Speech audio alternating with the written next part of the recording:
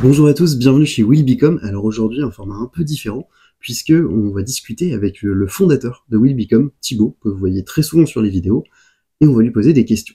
Alors, on commence tout de suite avec la première, Thibaut. Pourquoi tu travailles aujourd'hui dans le monde de l'automobile? Je suis avant tout un passionné de voiture, hein. Je pense que c'est ce qui résume bien la chose. Je suis né avec une petite voiture dans les mains, comme me disait ma mère, et puis ça allait de soi pour moi d'être toute la journée au milieu de ces voitures-là. Je me voyais pas ailleurs. Je pense que les personnes l'ont bien compris, tu adores l'automobile, et depuis assez longtemps. Et si tu ne devais choisir aujourd'hui qu'une seule marque, ce serait laquelle? Il y a plein de marques que j'aime. Je suis avant tout multimarque aujourd'hui parce que j'aime toucher à toutes les voitures et à trouver les avantages et les inconvénients sur chacune. Il y a une marque que j'affectionne plus que les autres, c'est Lotus. Pour la philosophie de conduite de ces voitures-là, le côté radical, le côté pas de compromis. C'est ça que j'aime bien en fait sur ces voitures-là. Quand on conduit une Lotus, on accepte de voyager léger, on accepte de pas avoir de direction assistée quand on manœuvre, on accepte plein de choses, mais ce qui font que par contre, quand on conduit une Lotus, on vit avec la Lotus, on n'a pas l'impression d'être dans un proto, mais on a l'impression d'être dans une voiture qui est vraiment typée circuit, et c'est ça que j'adore dans ces voitures-là. Bon alors, pour la question d'après, je vais rajouter une petite précision. Il faut pas que ça soit uniquement des Lotus. Donc si tu devais constituer ton garage parfait avec 3 voitures, ce serait quoi? Bon, bah ça va de soi, il y a une Lotus en premier. Moi, je mettrais bien une Exige Sport 380 en première. Ouais. Avec le V6 et la ligne en titane à clapet qui chante dans les tours. En deuxième, une autre anglaise. Une petite V12 Vantage boîte mécanique, ça c'est cool. Une super GT avec un moteur qui est une architecture. Et puis, qu'est-ce qu'on pourrait mettre en dernier? On mettrait bien une petite 997 GT3 RS en phase 2 en 3 litres 8.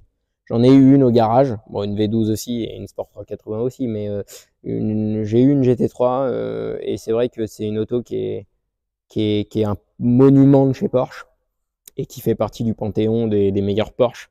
Et c'est vrai que ça, aujourd'hui on n'en fait plus des voitures comme ça. Merci beaucoup, comme ça on sait quelles sont les 3 voitures à acheter pour avoir le garage parfait.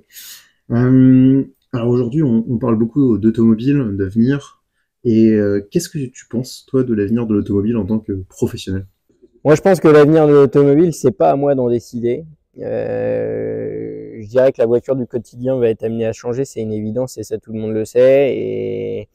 Et bon, bah, on trouvera des solutions qui sont plus ou moins bien, hein, l'électrique, l'hydrogène, j'en sais rien.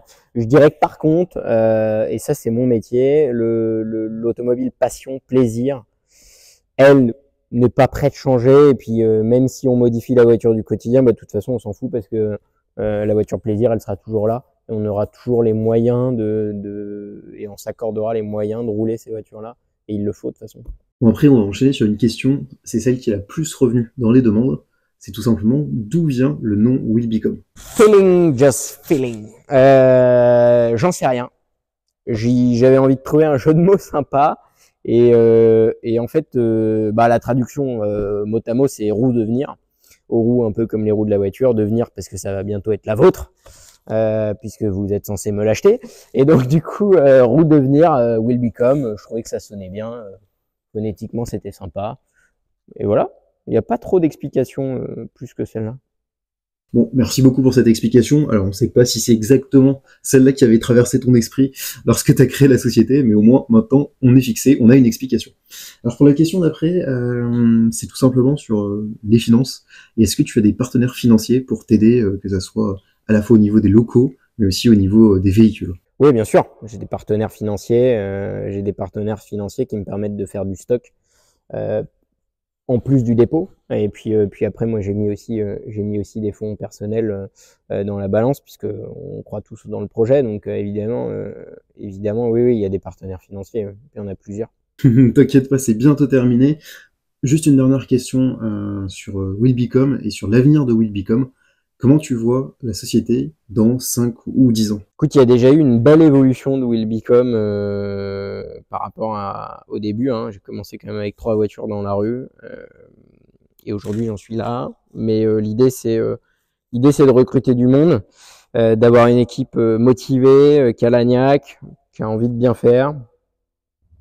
et de grossir un petit peu, d'avoir des locaux qui seront plus grands, un volume plus grand, des autos toujours aussi qualitatives et surtout sourcées avec des configurations et des historiques limpides. Voilà, le quotidien du marchand automobile, tu connais ou pas? Ah oui, allô?